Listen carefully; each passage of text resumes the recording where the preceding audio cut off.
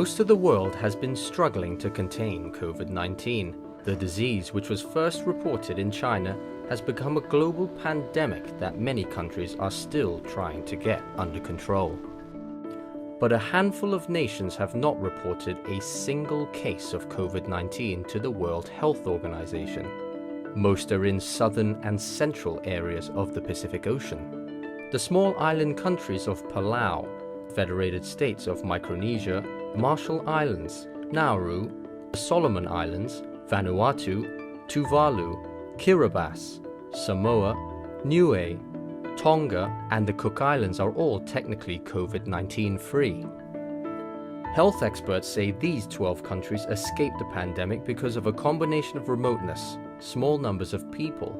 Their combined population adds up to just under 1.6 million, and because they closed borders when the coronavirus that causes COVID-19 began to spread widely. But just because they haven't reported any coronavirus cases does not mean these nations have entirely dodged the effects of the pandemic. Tourism plays a major role in the economies of most of these countries. And as in many places around the world, a lack of visitors has left hotels and restaurants struggling. 我们的生意都是没有的，都是 zero。对，但那从3月到现在，一个生意都没有。Palau is one of the island nations feeling the economic pain of COVID-19. Streets that are normally bustling with visitors from abroad have been all but empty for months. 我原本大概有20个员工，那我只裁员裁了2个，那这2个是当地帛琉人的警卫，那剩下的呢，我们就尽量的帮他找事做，比如说帮酒店做保养啊、清洁啊，甚至一些小装修。With no guests, hotels in this country have also had to make serious cuts. No one in our hotel is making their full salary. Most people are 50% or below. Everybody's feeling the pain. The majority of our employees are from the Philippines, but they don't want to go home, even though their jobs here have been cut dramatically, because going to the Philippines, they have their own COVID issues. But in addition, there's no economic opportunity for them there.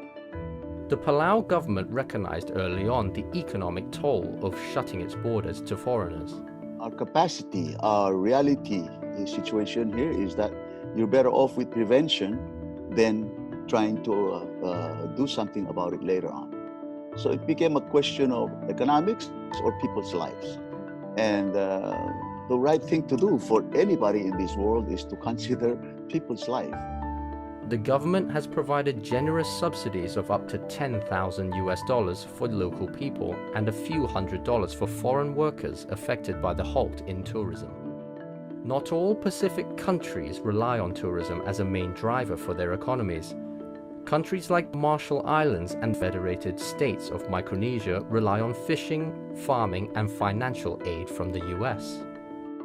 But with limited healthcare facilities and population spread across many islands, the nation's priority has been keeping COVID-19 away from their shores and educating citizens about thorough hand washing, social distancing, and other precautionary measures. In addition to these tiny island nations, there are 2 other countries that haven't reported a single case of COVID-19 to the WHO: North Korea and Turkmenistan. North Korea closed its borders in January, and its leader Kim Jong-un has repeatedly said the disease is a potential threat. He even put the town of Kaesong, which borders South Korea, under lockdown in July.